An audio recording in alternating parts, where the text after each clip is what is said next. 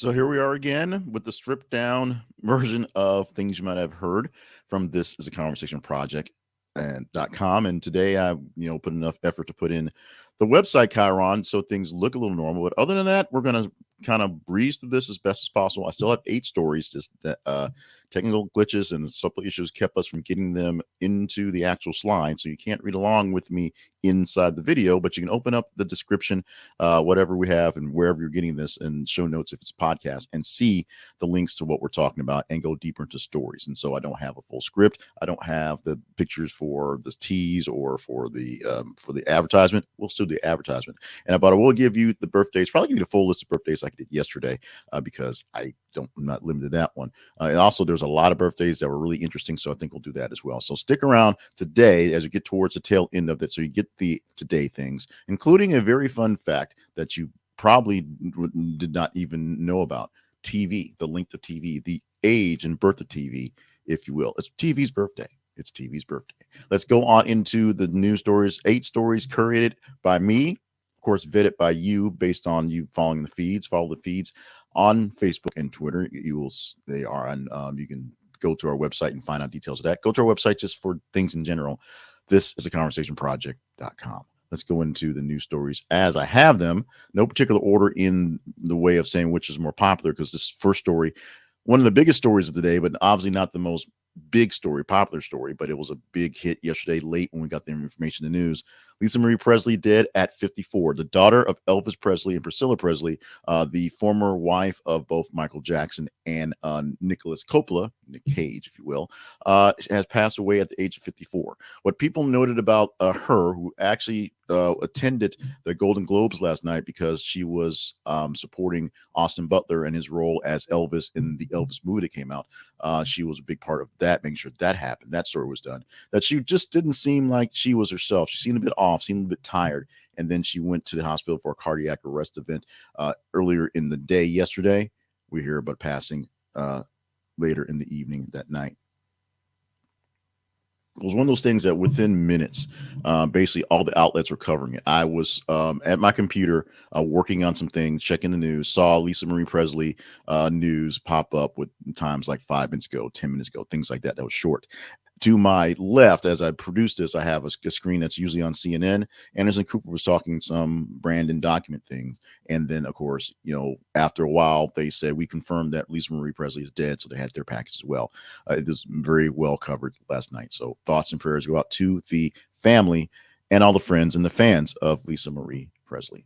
Let's talk about the Idaho killings again. The suspect, Bryan Kohberger, appears in court, waives his right to speedy probable cause hearing.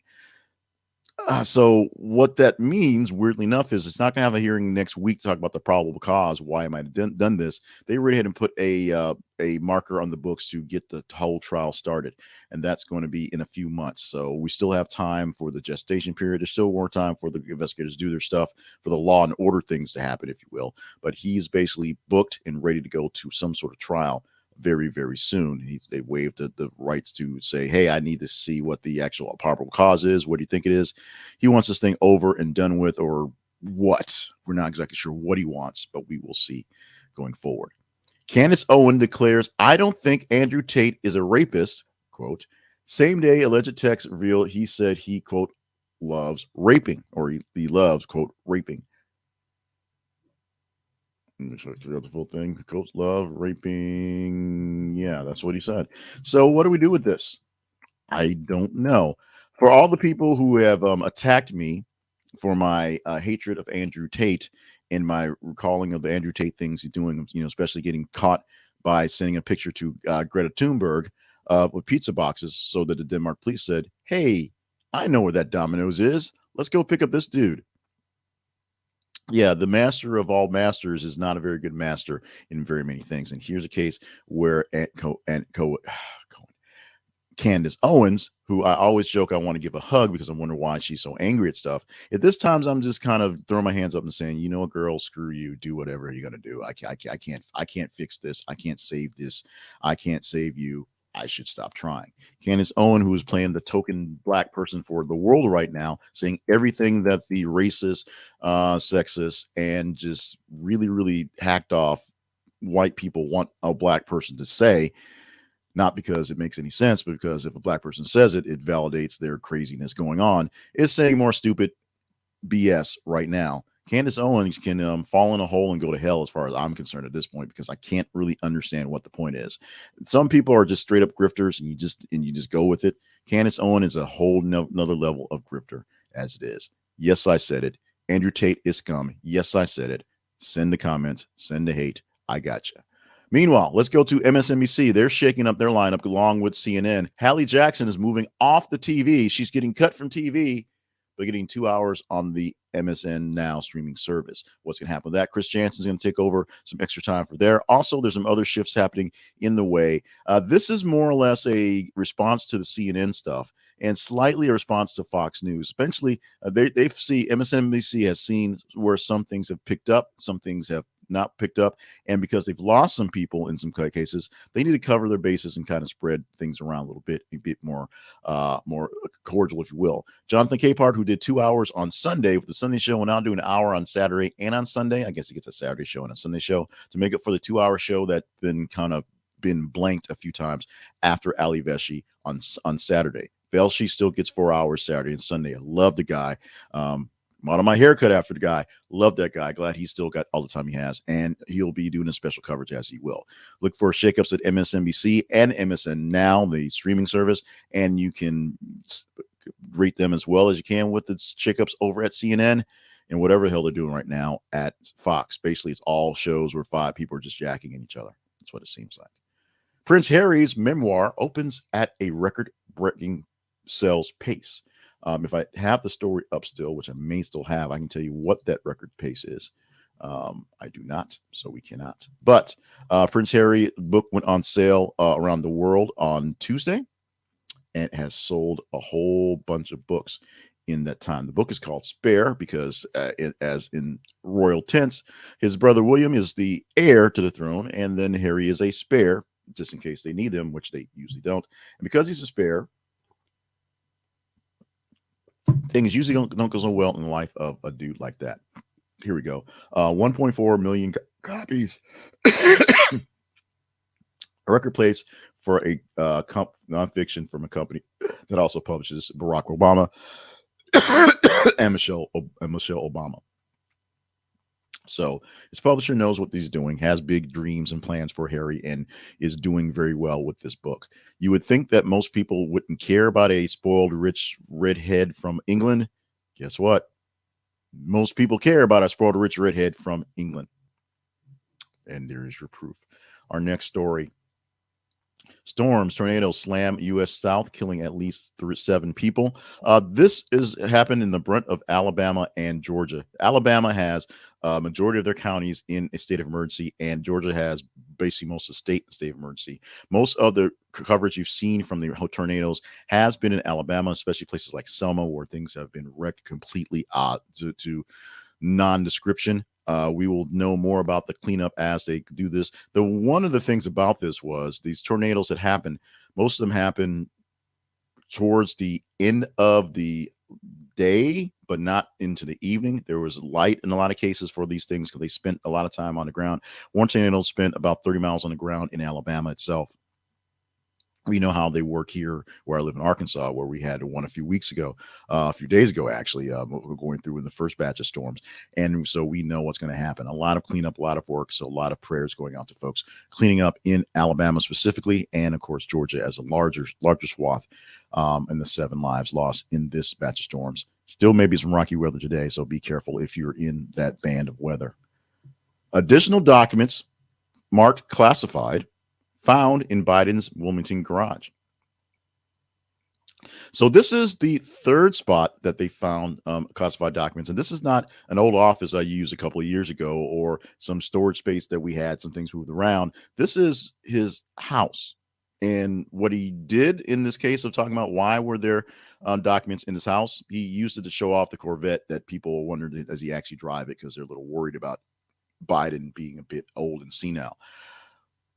After a 3rd spot of documents in some place they weren't supposed to be, and maybe because he's taking them home on the weekends and reading them in the garage in the Corvette, I don't know. There will be a special counsel assigned to figuring out what's going on, which there should be, because this is a third strike in this case. That we still can say, and I will still say, this is not the same vein as what happened with Donald Trump's documents. It's nowhere near close, but it's kind of bad on its own. So let's worry about the bad of its own, and not the bad that's not as bad as the other guy's bad, who's fighting that his bad isn't bad enough, or not that bad if it's bad. And finally, Janet Jackson reminds us that she is rich AF. That's the title from the thing. After revealing she doesn't know what hot Cheetos are, or didn't know what they were until she was told. This coming from the website Sis to Sis. It's more blog than real news, so sorry about that. But they get a lot more engagement than I do, so we go with them. This is one of those things that you just kind of wonder, it's more of a let them eat cake type thing. So on January 10th, Janet Jackson sat with the DJs at the Beat ATL 105.3 to chop it up on a myriad of topics. That's how they write here at Sis to Sis.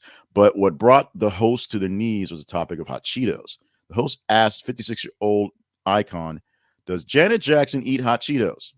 Which, that's a Brian Rose question right there. That's a Bryant Gumbel big hard hitting question. That is a Roy Firestone make you cry on Sports Center question right there. Does Janet Jackson eat hot Cheetos?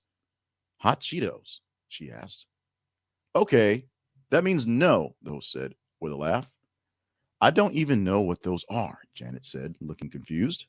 The other host off camera jumped in. Hot Cheetos are like the hood thing. Another asked, you really don't know what those are? No. Hot Cheetos are Cheetos with hot sauce on them, the other host explained.